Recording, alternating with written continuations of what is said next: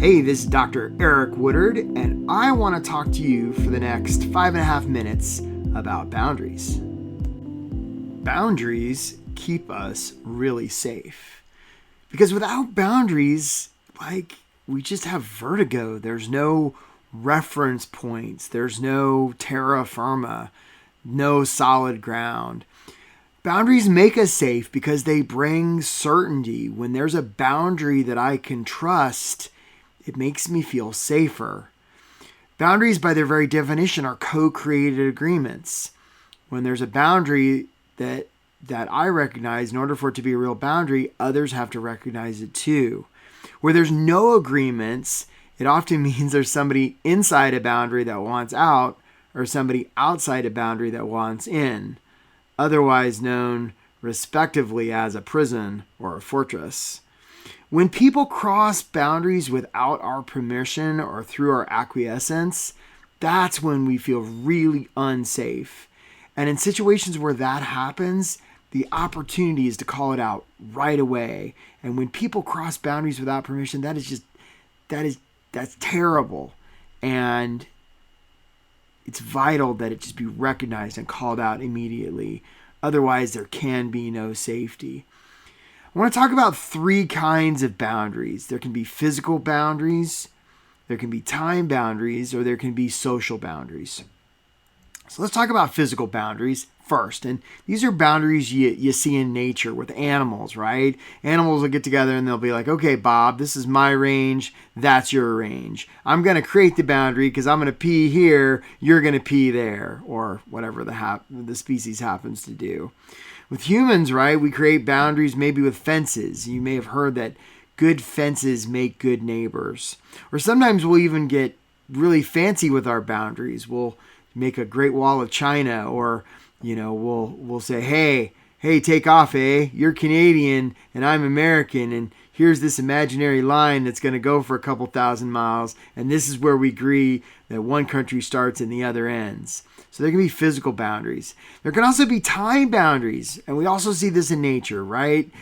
Somebody says, hey, I'm a nocturnal animal, you come out during the day, right? So there can be time boundaries, or time boundaries can also happen when we schedule something, and when we schedule it, we don't let other people schedule other things on top of it. We say, hey, this time is for this thing and nothing else, and other time is for other things, and we keep boundaries around our time. Sometimes when people don't have boundaries around their time, they show up as busy or disorganized, and it's actually just a way of, being busy is just kind of a way of just not having good boundaries around one's time. Easier said than done, and it's possible.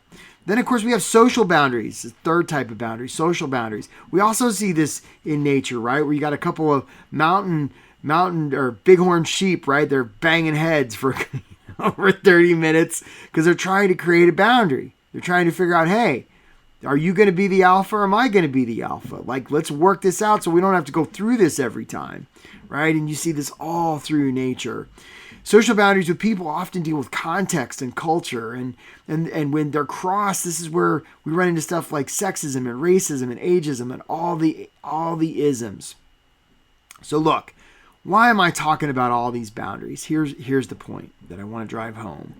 When we let somebody cross our boundaries, a couple things happen. And these can be the physical boundaries, these can be boundaries of time, or even social boundaries. When we let somebody cross our boundaries, we're basically training our brain, training ourselves that those boundaries aren't important and that they're negotiable.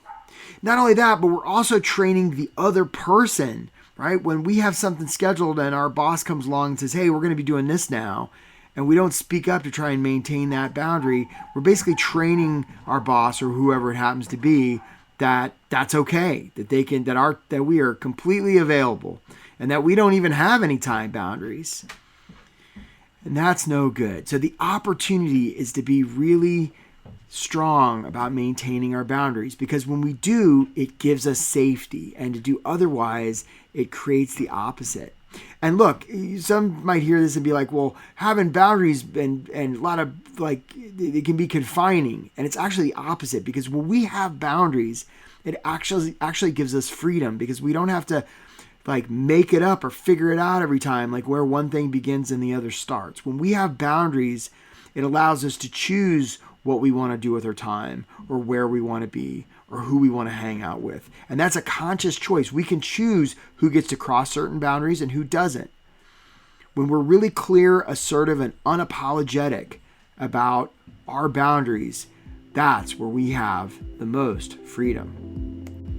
Are you looking for ways to be more intentional with your boundaries and the extent to which people are crossing them? If so, I can help you with that.